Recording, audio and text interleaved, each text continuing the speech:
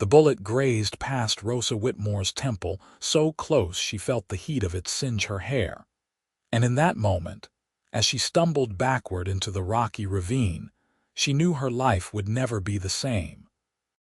She had been traveling from Cheyenne to Lead, South Dakota in the spring of 1878, carrying nothing but a carpetbag full of her mother's old dresses and a letter promising her work at the boarding house on Main Street.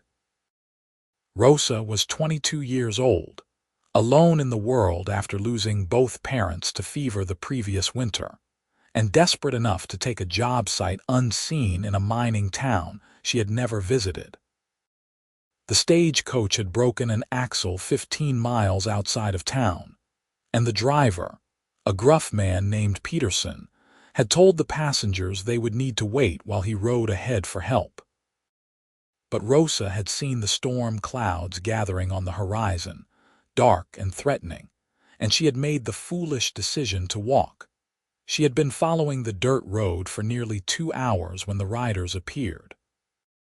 3 men on horseback, their faces covered with bandanas, their intentions clear from the way they had fanned out to surround her.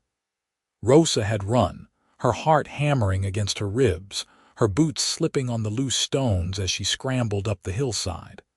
The first shot had been a warning. The second had been meant to kill. Now she lay at the bottom of the ravine, her ankle twisted at an unnatural angle beneath her, pain shooting through her leg like lightning. She could hear the men above, their horses' hooves clattering on the rocks as they searched for her. Rosa pressed herself against the canyon wall, biting down on her lip to keep from crying out. Blood trickled down her face from where she had struck her head on a jutting stone, and her vision swam with tears and terror. Where did she go? One of the men called out, his voice echoing off the stone walls. She fell down there somewhere. Leave her. She will not survive the night anyway. Rosa held her breath as the voices faded, as the sound of hoofbeats grew distant and then disappeared entirely. Only then did she allow herself to sob, great heaving gasps that made her ribs ache. She tried to stand, pushing herself up against the rock wall, but the moment she put weight on her injured ankle, white-hot agony exploded through her leg, and she collapsed back to the ground. The sun was beginning to set, painting the sky in shades of orange and purple that would have been beautiful under different circumstances. Rosa knew she could not stay here. The temperature would drop once darkness fell, and she had no food, no water, no shelter. She had to move. She had to find help. She began to crawl, dragging herself forward inch by agonizing inch, her fingers bloody from grasping at the sharp stones. Every movement sent fresh waves of pain through her ankle, but she forced herself to keep going. She made it perhaps 20 yards before exhaustion overtook her, and she collapsed face down in the dirt. That was when she heard the horse. Rosa lifted her head, squinting through the gathering dusk. A lone rider was approaching from the east, silhouetted against the dying light. For a moment, fear seized her. What if it was one of the men who had chased her? What if they had come back to finish what they started? But as the rider drew closer, she saw that he wore no bandana, that he rode with the easy confidence of someone who belonged in this harsh landscape. "Help," Rosa called out, her voice barely more than a whisper. "Please help me." The rider pulled his horse to a stop and dismounted in one fluid motion. He was tall, with broad shoulders and dark hair that curled slightly at his collar. Even in her pain-addled state, Rosa found herself noticing the strong line of his jaw, the way his eyes assessed the situation with quick intelligence. "Madam, what happened?"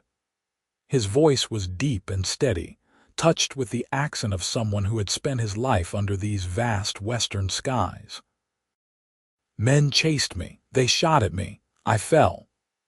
The words came out in a rush, tumbling over each other in her desperation to make him understand.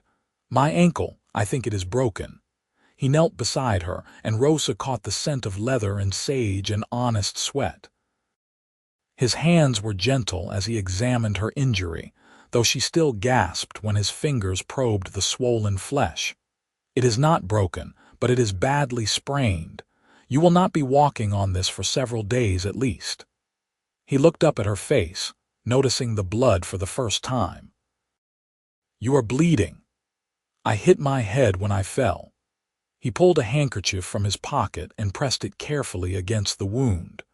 Rosa found herself staring at his face, at the weathered lines around his eyes that spoke of long days in the sun, at the surprising kindness in his expression. "My name is Dylan Yates," he said. "I have a ranch about 5 miles north of here. I can take you there, get you cleaned up and rested before we head into Lead." "Rosa Whitmore," she managed. "I was supposed to be in Lead by nightfall. I have a job waiting at the boarding house."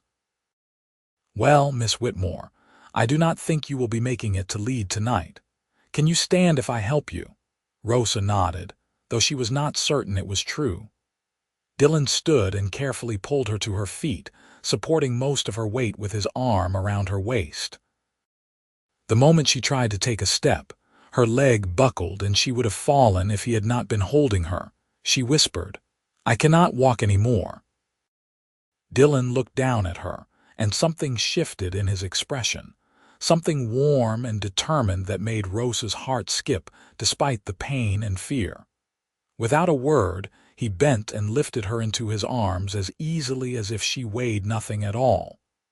"Then I will walk for both of us," he said. He carried her to his horse, a sturdy bay gelding with kind eyes, and lifted her into the saddle before swinging up behind her. Rosa found herself cradled against his chest, his arms on either side of her as he gathered the reins. She should have felt embarrassed, should have protested the intimacy of their position, but she was too exhausted, too grateful to be alive to care about propriety. They rode through the deepening night, and Dylan kept up a steady stream of conversation, as if he knew she needed the distraction from her pain. He told her about his ranch, about the small herd of cattle he was building, about the harsh winter they had just survived. His voice was soothing, and Rosa found herself relaxing against him, her head resting against his shoulder. "How did you end up out here alone?" he asked after a while. "The stagecoach broke down. The driver went for help, but I thought I could walk to town before the storm hit." She paused. "It was foolish of me." "It was brave," Dylan corrected. "Foolish too, maybe, but brave. The men who chased me, do you know who they might have been?" She felt him tense behind her. "Could be anyone. There are gangs that work these roads preying on travelers. But if they were shooting to kill rather than rob, that is unusual. Did they say anything? Anything that might tell us who they were or what they wanted?" Rosa thought back, trying to remember through the haze of fear and pain. "One of them said something about making sure I did not reach Lead. Like they knew where I was going." Dylan was silent for a long moment. When he spoke again, his voice was grim. "That changes things. Someone may have wanted to stop you specifically from reaching that town. Do you have any enemies, Miss Whitmore?" "I do not know anyone in Lead. I have never even been to South Dakota before." But even as she said it, a cold suspicion began to form in her mind. The letter offering her the job had come from a woman named Margaret Thornton, who claimed to own the boarding house. But Rosa had never met Margaret, had never even heard of her before the letter arrived. What if it had all been a trap? "We will figure it out," Dylan said, and there was a note of steel in his voice that made Rosa believe him. "But first, let us get you somewhere safe."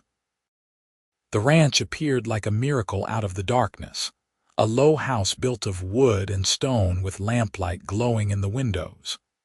Dylan reined in his horse at the front porch and dismounted, then carefully lifted Rosa down. He carried her through the door and into a simple but clean room with a stone fireplace and sturdy furniture that looked handmade. "I apologize for the state of things," Dylan said as he settled her onto a worn sofa near the fire. "I am not used to having guests." "It is wonderful," Rosa said honestly. After hours of pain and terror, the warm room felt like heaven itself. Dylan built up the fire and then disappeared into what she assumed was the kitchen.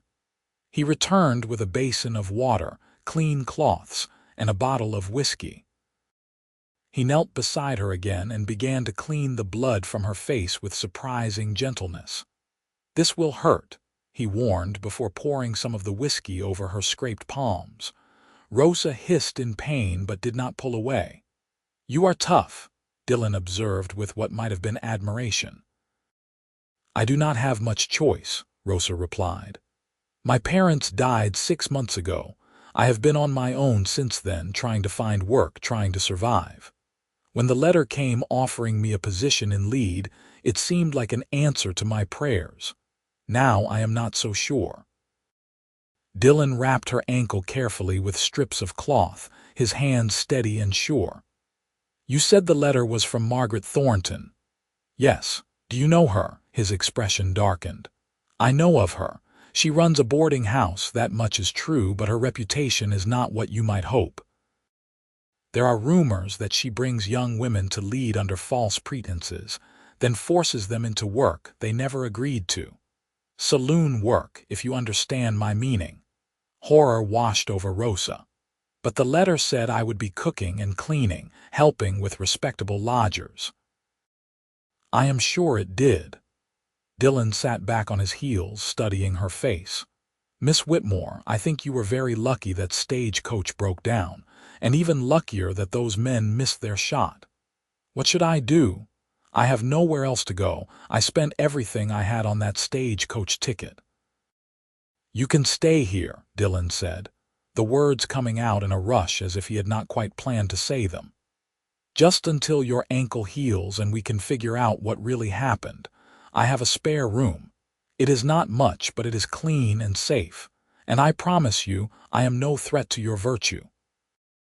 Rosa looked into his eyes and saw nothing but honest concern. She should have been more cautious, should have questioned his motives, but something in her gut told her that Dylan Yates was exactly what he appeared to be, a good man trying to help someone in need. "I would be grateful," she said quietly, "but I cannot accept charity. I will work for my keep. There must be something I can do, even with this ankle."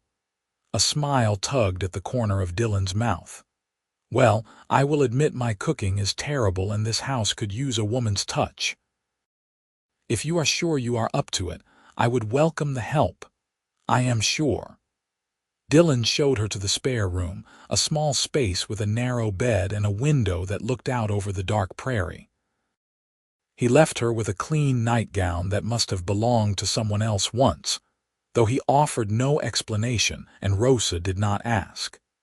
She changed awkwardly, trying not to put weight on her injured ankle, and fell into the bed with a gratitude that was almost painful in its intensity. She woke to the smell of burning bacon and sunlight streaming through the window. For a moment, she could not remember where she was and panic seized her. Then memory returned, Dylan's steady voice, his strong arms carrying her, his promise to keep her safe. Rosa sat up carefully, testing her ankle. It was still swollen and painful, but less so than the night before. She wrapped it again with the cloths Dylan had provided and made her way slowly to the kitchen, leaning on the walls for support. Dylan was standing at the stove, poking forlornly at a pan of charred bacon. He looked up when she entered, and something like relief crossed his face. "You should not be up," he said. "You need to rest that ankle." "And you need someone to save you from yourself," Rosa replied, eyeing the disaster on the stove. "Let me help. You are injured. I can sit down and cook just as well as standing, better than you, apparently." She hobbled to the table and sank into a chair. "If you bring me what I need, I can make us a proper breakfast." Dylan looked like he wanted to argue, but the smell of burning meat seemed to convince him. He pulled the pan off the heat and brought Rosa eggs, flour, a bit of precious butter, some wild onions he had gathered. Within half an hour, she had produced light biscuits, scrambled eggs with the onions mixed in, and bacon that was actually edible. They ate in comfortable silence, and Rosa found herself studying Dylan in the morning light. He was younger than she had first thought, probably no more than 26 or 27. There was something solid about him, something dependable, and she felt safer in his presence than she had since losing her parents. "I need to ride into Lead today," Dylan said finally. "Ask some questions about Margaret Thornton and those men who chased you, but I do not like leaving you here alone. There is a rifle over the mantel. Do you know how to use one?" "My father taught me," Rosa said. "I am not an expert, but I can hit what I aim at." "Good.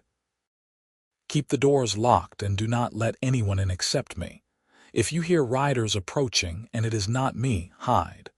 There is a root cellar behind the kitchen that would be hard to find if you did not know it was there." Fear prickled along Rosa's spine. "You think they might come here?" "I do not know what to think yet, but I would rather be cautious." He stood and gathered his hat. "I will be back before nightfall. Will you be all right?"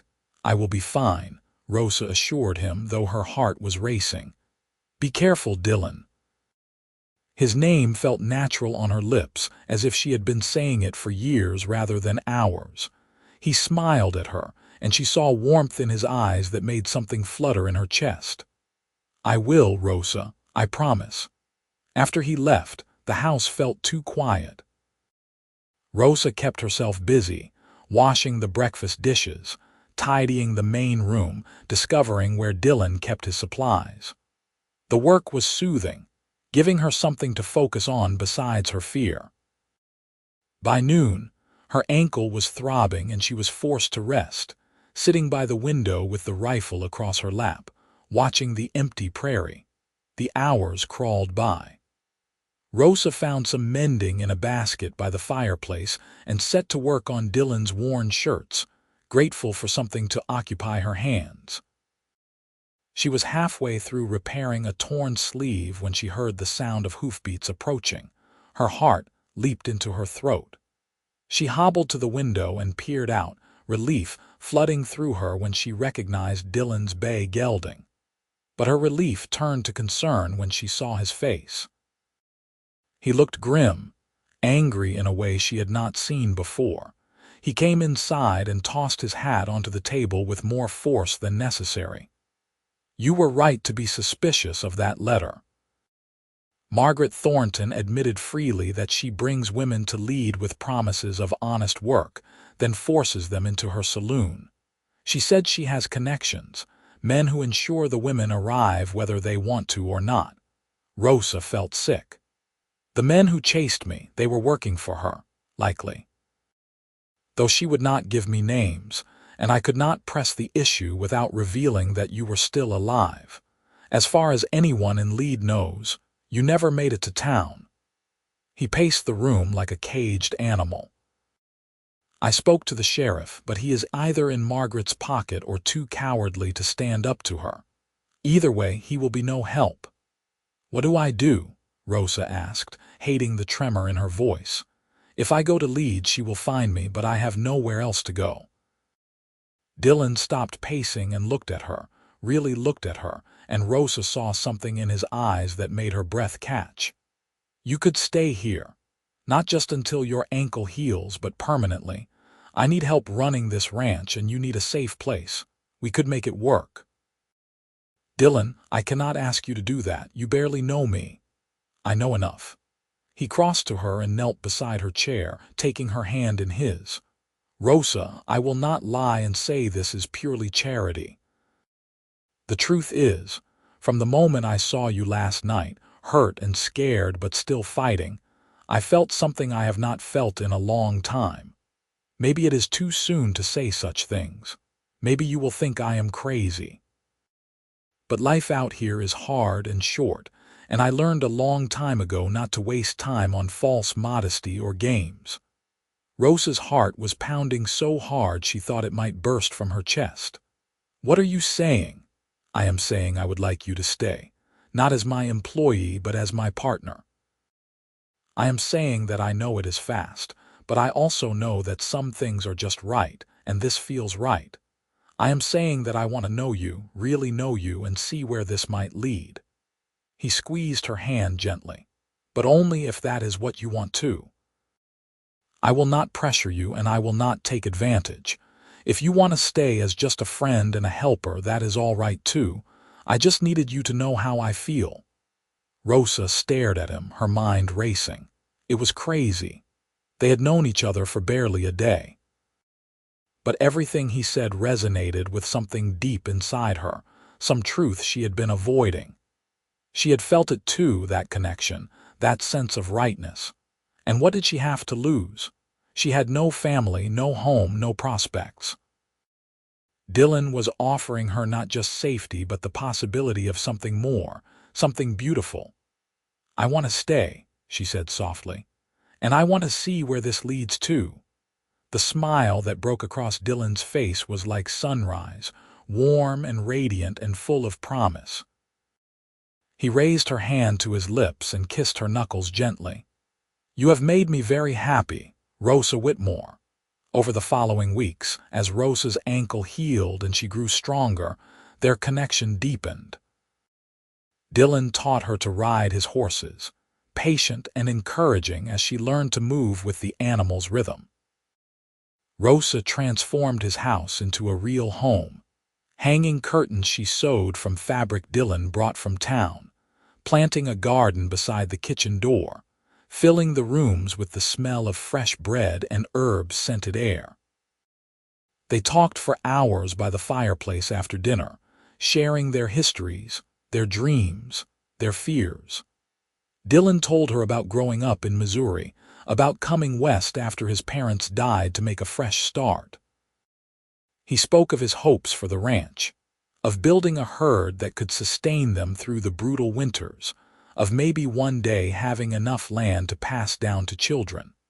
Rosa told him about her childhood in Cheyenne, about her mother's gentle strength and her father's quiet wisdom. She spoke of the fever that had taken them both within a week of each other, of the hollow loneliness that had followed. She confessed her fears about the future, about her lack of options as a woman alone in the world. "You are not alone anymore," Dylan said, pulling her close. They were sitting on the porch watching the sunset paint the sky in shades of gold and crimson. "You have me, Rosa, for as long as you want me." "Forever, then," Rosa said and kissed him.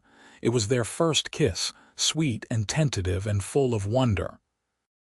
Dylan cupped her face in his calloused hands like she was something precious, something worth protecting. When they finally pulled apart, both of them were breathing hard. "Rosa," Dylan whispered, "I love you. I know it is soon, but I cannot keep it inside anymore. I love you." "I love you too," Rosa replied and felt the truth of it down to her bones. "I think I started loving you the moment you lifted me into your arms and promised to walk for both of us." Dylan laughed, a joyful sound that echoed across the prairie. "Then marry me. Make this official. Be my wife, Rosa. Build this life with me." "Yes," Rosa said without hesitation. "Yes, Dylan, I will marry you." They were wed a month later by a traveling preacher who came through the area performing baptisms and marriages for the scattered ranching families. It was a simple ceremony held in Dylan's living room, with 2 neighboring ranchers serving as witnesses. Rosa wore a blue dress she had made herself, and Dylan wore his best shirt and a nervous smile that made her heart melt. When the preacher pronounced them husband and wife, Dylan kissed her with a passion that made the witnesses chuckle and look away. Rosa did not care. She was deliriously happy, dizzy with love and hope, and the sheer improbability of finding this man, this life, in the midst of what should have been tragedy. Their wedding night was tender and a little awkward, both of them new to such intimacy. But Dylan was patient and gentle, and Rosa felt safe in his arms. Afterward, they lay tangled together in Dylan's bed, now their bed, and talked until the sky began to lighten with dawn. "I will protect you," Dylan murmured against her hair. "From Margaret Thornton, from anyone who might want to hurt you. You are mine now, and I take care of what is mine." "And you are mine," Rosa replied, running her fingers over the strong planes of his chest. "We take care of each other. That is what marriage means." Life settled into a rhythm. The days were filled with work, hard physical labor that left them both exhausted but satisfied. Dylan taught Rosa to help with the cattle, to mend fences, to recognize the signs of sickness in the animals. Rosa taught Dylan to appreciate a clean house, a well-cooked meal, the simple pleasure of fresh flowers on the table, but the shadow of Margaret Thornton still loomed over them. Dylan made discreet inquiries whenever he went to lead for supplies, and what he learned was disturbing. Margaret's operation was larger than they had thought, with connections to some of the wealthiest men in the territory. Girls disappeared into her saloon and were rarely seen again. Those who tried to leave met with accidents or simply vanished. "She is a monster," Rosa said one evening after Dylan shared the latest rumors. "Someone needs to stop her." "I know," Dylan replied grimly. "But it is not our fight, Rosa. We need to stay clear of her, keep you safe. That is what matters." But fate had other plans. It was a hot afternoon in late July when the woman appeared at their door. She was young, no more than 19, with tangled blonde hair and bruises dark against her pale skin. She collapsed on their porch before Rosa could even ask her name. Dylan carried her inside and laid her on the sofa while Rosa fetched water and bandages. The girl's eyes fluttered open, glazed with fever and fear. "Please," she whispered, "do not send me back. I would rather die than go back there." "You are safe now," Rosa soothed, pressing a cool cloth to the girl's forehead. "No one is going to send you anywhere. What is your name?" Emma Carson." She clutched Rosa's hand with surprising strength. "I was at Margaret Thornton's place. She brought me from Kansas City with promises of honest work, but it was all lies. She made me work in the saloon, made me do things." Her voice broke. "I escaped 3 days ago. I have been running ever since." Dylan and Rosa exchanged grim looks. "You are safe here," Dylan said firmly. "Rest now. We will figure out what to do once you are stronger." They nursed Emma back to health over the following week. Her physical injuries healed quickly, but the emotional scars ran deeper. She flinched at sudden movements, cried out in her sleep, stared at nothing with haunted eyes. Rosa felt a kinship with Emma. She could have been Rosa if Dylan had not found her that night, if she had made it to lead and into Margaret's clutches. The thought made her sick and furious in equal measure. "We have to do something," Rosa told Dylan one night after Emma had finally fallen into an exhausted sleep. "We cannot just hide Emma here and pretend Margaret is not still out there, still hurting other women. What can we do?" Dylan asked, though Rosa could see the same anger burning in his eyes. "The sheriff will not help. Margaret has too much power, too many connections. Then we go around the sheriff. We gather evidence, testimonies from other women like Emma. We take it to the territorial governor if we have to. But we cannot just do nothing." Dylan pulled her into his arms, holding her tight. "You are right. I know you are right, but Rosa, it will be dangerous. Margaret will not take kindly to people asking questions about her business." "I know," Rosa said, "but some things are worth the risk. Those women, they deserve better. They deserve someone to fight for them." Over the next 2 months, Dylan and Rosa became investigators. They traveled to nearby towns, speaking quietly with women who had escaped Margaret's grasp, with families whose daughters had disappeared into lead and never returned. Emma helped, despite her fear, sharing names of other girls who had been trapped in the saloon. The picture that emerged was damning. Margaret Thornton had been running her operation for nearly 5 years, bringing in dozens of young women under false pretenses. Some had eventually given up and accepted their fate. Others had tried to escape and been brutally punished. At least 3 had died under suspicious circumstances. Rosa documented everything in a leather journal, recording names, dates, testimonies. Dylan made sketches of Margaret's known associates, men who recruited the girls or enforced Margaret's rules with violence. By October, they had enough evidence to fill a small trunk. Dylan packed it carefully and prepared for the long journey to Yankton, where the territorial governor maintained his office. "I should come with you," Rosa insisted. "Someone needs to stay with Emma," Dylan countered. "And I need to know you are safe. If Margaret gets wind of what we are doing, this ranch will be the first place she looks." He was right, though Rosa hated to admit it. "Come back to me," she said fiercely, kissing him hard. "Come back to me safe." "Always," Dylan promised. He was gone for 3 weeks, and they were the longest weeks of Rosa's life. She and Emma kept to the house, doors locked and rifle always close at hand. Every sound made them jump, every shadow seemed threatening, but no one came. When Dylan finally rode up to the house, Rosa ran out to meet him despite the cold wind that had turned the prairie brown and brittle. He caught her in his arms and spun her around, laughing. "The governor listened," Dylan said, his voice full of triumph. "He is sending territorial marshals to lead. Margaret Thornton is going to face justice, Rosa. We did it." Rosa burst into tears, great heaving sobs of relief and joy. They had done it. They had actually done it. The marshals arrived in lead 2 weeks later, and the arrests were swift. Margaret Thornton was taken into custody along with 8 of her associates. The saloon was shut down, and the women trapped there were freed. Some returned to their families.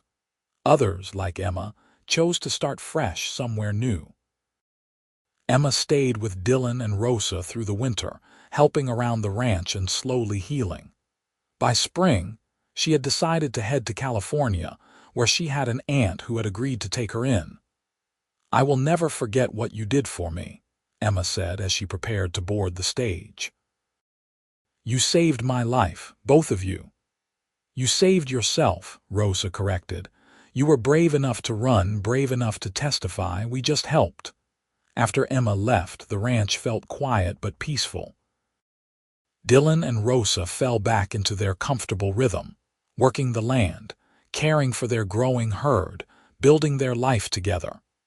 It was in May, nearly a year after they had first met, that Rosa realized she was pregnant. She told Dylan one evening as they sat on the porch watching the stars emerge in the darkening sky. "I am going to have a baby," she said simply. Dylan went very still. Then he turned to her, his face full of wonder. "Truly, truly. Come winter, we will be 3 instead of 2. Dylan kissed her with a tenderness that brought tears to her eyes. "You have made me the happiest man alive." Rosa Yates. Their son was born in January of 1880 during a blizzard that kept them snowbound for 3 days. Rosa labored through the night while Dylan paced and worried, feeling helpless. But when the baby finally arrived, red-faced and screaming lustily, Dylan wept with joy. They named him Samuel, after Rosa's father. He was a healthy, hungry baby who kept them both exhausted and besotted. Dylan proved to be a doting father, walking the floor with Samuel when he cried at night, making silly faces to earn the baby's first smile. Life continued to unfold in unexpected and beautiful ways. Margaret Thornton was tried and convicted, sentenced to 20 years in prison. The territorial governor commended Dylan and Rosa publicly for their courage in bringing her to justice, and Dylan was offered a position as a deputy marshal. He turned it down. "I am a rancher," he told Rosa. "This is where I belong. With you and Samuel, working this land, building something that will last." Their herd continued to grow, and with it their prosperity. They built additions onto the house, hired a few hands to help with the work, became pillars of the small but growing community around Lead. Rosa became known for her kindness, for always having food and shelter for anyone who needed it. Dylan earned a reputation as a fair but tough man who kept his word and protected his own. They had 2 more children in the years that followed, a daughter they named Claire and another son they called Jacob. The house rang with laughter and chaos, with the sound of children playing and animals lowing and life in all its messy glory. On their 10th wedding anniversary, Dylan took Rosa back to the ravine where he had first found her. They stood on the edge, looking down at the rocks where she had lain broken and terrified, certain she would die. "You ever think about what might have been?" Dylan asked. "If the stage had not broken down, if I had not been riding by that night, if any of a dozen things had gone differently." "All the time," Rosa admitted, "but not with regret. Everything happened exactly as it was meant to. My path led me to you, Dylan, to this life we have built together. I would not change a single moment of it. Even the parts where you were shot at and chased and nearly died." Rosa smiled. "Even those parts, because they brought me here to this moment to you." Dylan pulled her close, and they stood together in the fading light, 2 people who had found each other in the vastness of the western prairie, who had chosen each other every day since. "I love you, Rosa Yates," Dylan said. "I loved you that first night when you were hurt and helpless but still fighting. I loved you when you agreed to stay with me. I loved you on our wedding day and when you gave me our children. I will love you until my last breath and beyond." "And I love you," Rosa replied. "My rescuer, my partner, my home. You walked for both of us when I could not walk, and I will be grateful for that every day of my life." They rode home as the stars began to appear, their horses moving steadily through the familiar landscape. Ahead, lights glowed in the windows of their house, and Rosa could see the shapes of their children moving about inside. This was everything she had never known to hope for: a family, a home, a love that sustained her through all of life's trials. The years continued to pass, bringing both joy and sorrow as all years do. They lost Dylan's favorite horse to old age and celebrated when Claire won a blue ribbon at the county fair for her baking. Samuel grew tall and strong, taking over more of the ranch work as Dylan's hair began to show threads of gray. Jacob proved to have a gift with animals, able to gentle even the most difficult horses with patience and kindness. Rosa's hair turned silver at the temples, and laugh lines deepened around her eyes. Dylan's hands grew more gnarled with age, but they were still strong, still gentle when they touched her face. They grew old together, exactly as they had promised, supporting each other through the inevitable losses and disappointments, celebrating every triumph no matter how small. On a warm spring evening when they were both in their 60s, Rosa and Dylan sat on their porch watching their grandchildren play in the yard. Samuel had married a schoolteacher from Lead, and they had 3 children who visited the ranch often. Claire had found love with a neighboring rancher's son, and their 2 daughters were currently chasing chickens with gleeful abandon. Jacob was courting a girl from town, and wedding plans were in the works. "We did well, did we not?" Dylan said, reaching over to take Rosa's hand. "We did," Rosa agreed. "Better than I ever dreamed possible." "Do you remember what you said to me that first night when you could not walk anymore?" Rosa smiled. "I remember everything about that night, every word, every moment. I meant it, you know, when I said I would walk for both of us. I meant it for always, not just that night." "I know you did. And you kept that promise, Dylan. Every single day you have kept it. When I was weak, you were strong. When I was afraid, you were brave. We have walked through life together, carrying each other when we needed to." "That is what love is," Dylan said simply. "Carrying each other, being there when the other person stumbles, walking together even when the path is hard. As the sun set in a blaze of orange and gold, Rosa leaned her head against Dylan's shoulder and thought about the strange and wonderful path her life had taken.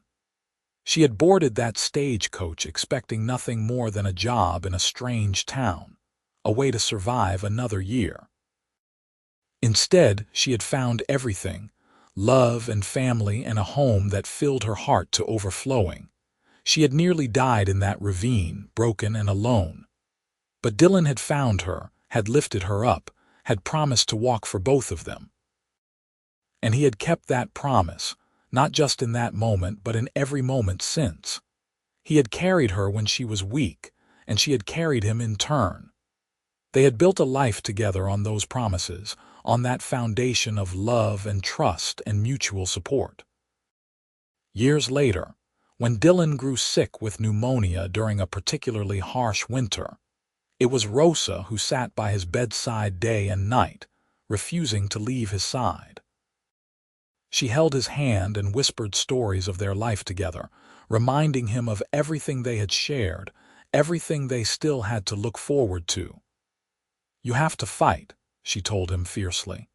"You promised to walk with me, Dylan Yates, and I am not ready to walk alone. Do you hear me?" "I am not ready." Dylan recovered, though it took months for him to regain his strength. And it was Rosa who supported him as he took his first shaky steps out of bed, Rosa who walked beside him as he slowly rebuilt his endurance. "Now I am walking for both of us," she said with a smile. "You always have been," Dylan replied, "in more ways than you know." They lived to see their youngest great-grandchild born, a boy with Dylan's dark hair and Rosa's determined chin. They celebrated 50 years of marriage surrounded by children and grandchildren and great-grandchildren, by friends and neighbors who had become like family. When death finally came for Dylan in his 81st year, it came peacefully in his sleep with Rosa beside him. She woke to find him gone, his face serene and peaceful in the morning light. Rosa held him and wept, but they were not tears of regret. They were tears of gratitude for a life well lived, for 53 years of love and partnership and joy. She buried him on a hill overlooking the ranch, beneath a sky so blue it hurt to look at. Their children and grandchildren gathered around as the preacher spoke words of comfort and hope, but Rosa barely heard them. She was remembering a younger Dylan, strong and vital, lifting her into his arms and promising to walk for both of them. She was remembering every kiss, every laugh, every quiet moment of contentment they had shared. Rosa lived for 5 more years, surrounded by family, still active and sharp despite her advanced age. She spent her time telling stories to her great-grandchildren, teaching the girls to sew and cook, teaching the boys to be gentle and kind. She spoke often of Dylan, keeping his memory alive for the younger generations who had never known him. On a summer evening very much like the one when Dylan had first found her, Rosa sat on her porch and felt his presence beside her as clearly as if he were still alive. She closed her eyes and smiled, feeling the warmth of the setting sun on her face. "I am ready now," she whispered to the empty air. "I am ready to walk with you again." Rosa Yates passed away peacefully that night, surrounded by 3 generations of family. She died with a smile on her face, her hand reaching out as if to grasp someone else's. Those who were there swore they felt a presence in the room, something warm and loving that seemed to embrace Rosa as she drew her last breath. They buried her beside Dylan on the hill, overlooking the ranch they had built together. The inscription on their shared headstone was simple but profound: "Then I will walk for both of us." The ranch continued to thrive for generations, passed down through their children and grandchildren, a testament to the love and hard work of 2 people who had found each other in the vast wilderness of the American West. And sometimes, on quiet evenings when the sun painted the sky in shades of gold, People claimed they could see two figures walking hand in hand across the prairie, together at last, walking side by side through eternity.